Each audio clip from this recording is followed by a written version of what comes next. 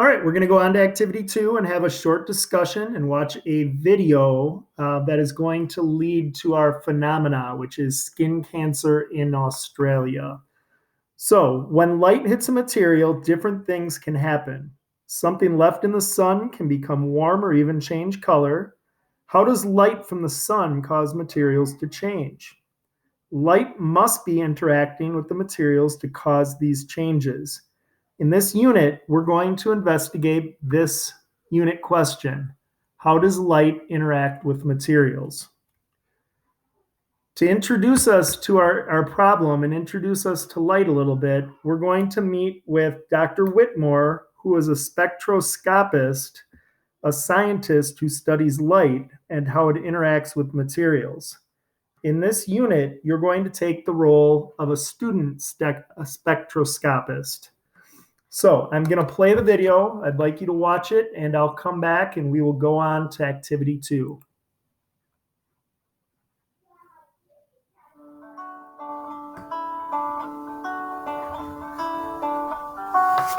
I'm Dr. Desiree Whitmore, and I'm a spectroscopist and a professor at Irvine Valley College in California, where I teach about light and the devices and technology they use.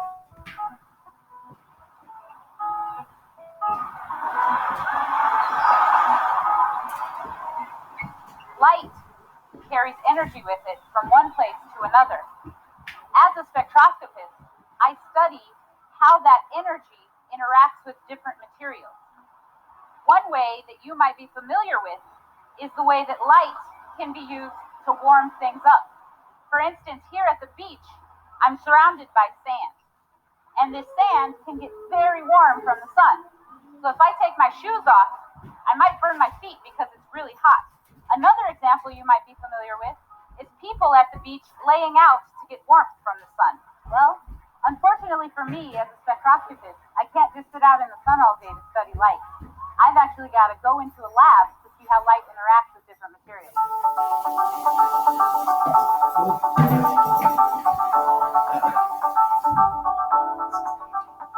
So now we're going to make white lights. I need you to install this blue laser. Okay.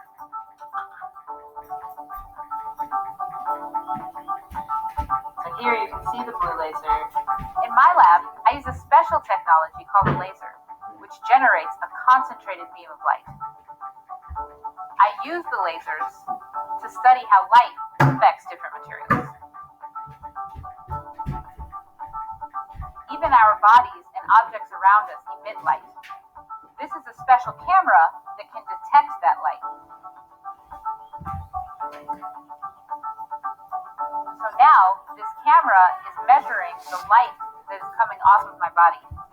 On the screen, you can see red represents warmer temperatures and blue represents colder temperatures.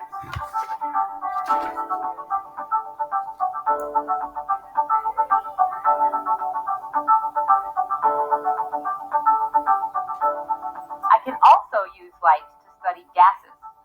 Here I have 3 different tubes filled with gas. When I run electricity through these tubes, light gets put out. Similar to a neon light that you would see in a store, except these are different gases. One way that I study the gas is to use a special tool called a diffraction grating. When I look through the diffraction grating, I can see the light from the gas tube being split up into its different components, and that gives me more evidence about the material in the tube.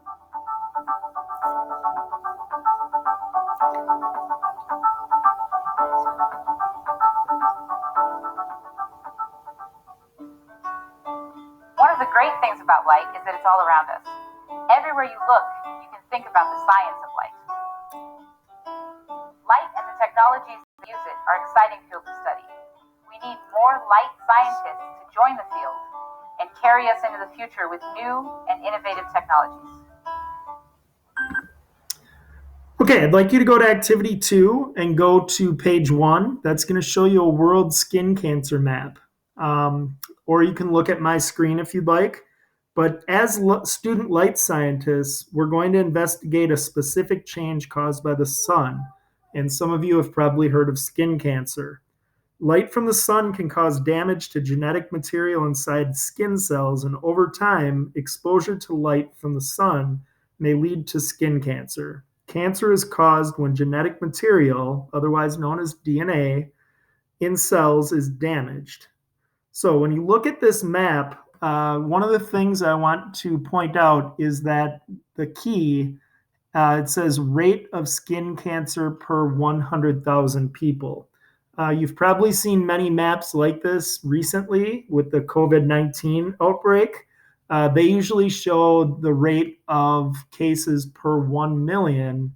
So this is showing skin cancer rates at about a tenth of the overall amount of population. When you look at the key, we're going to talk about this in the questions to the left in just a second. I'm going to let you think about those questions before I kind of discuss them with you. So look at the questions. Okay, the first question, what do the colors on the map represent? That should be pretty easy. Okay, that is the rate of skin cancer per 100,000 people. Which places do you believe have the lowest rates of skin cancer? I'll let you think and look at the map for a moment. If you predicted North Africa and Southern Asia, you would be correct. Okay, they have less than 10 people per 100,000 people that have skin cancer. The question would be, why does that particular region have a lower rate of skin cancer than some of the other places you see on the map of the world? Also, which places have the highest rates of skin cancer? I'll give you a second to think about it.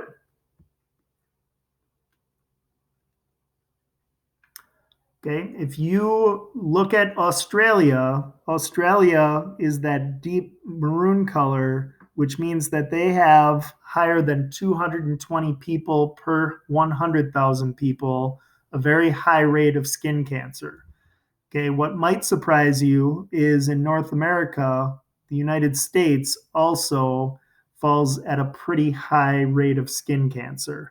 So I want you to think about the ideas you have about why these different places have different rates of skin cancer. There has to be a reason for it, and that's what we're going to look into in this particular unit. So charts such as this map can help us identify these patterns in data. Then we want to go out and we want to explore what the reason for Australia in particular having such a high rate of cancer per 100,000 people. All right, we have an email that I'm going to read to you from the director of the Australian Health Alliance. The subject is educating the Australian public about their skin cancer rates. So, 2 out of 3 Australians will be diagnosed with skin cancer by the time they're 70 years old. That makes Australia's skin cancer rate the highest on the planet. On behalf of the Australian Health Alliance, I'm asking for your help in educating Australian citizens about why the skin cancer rate is so high in our country.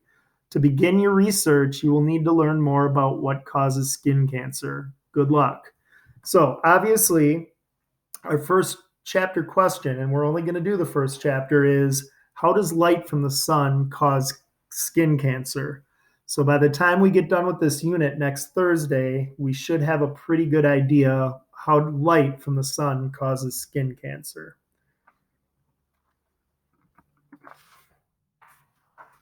All right, I would like you to close out this video, and you can go to activity 3, and we're going to do a hands-on activity in just a moment.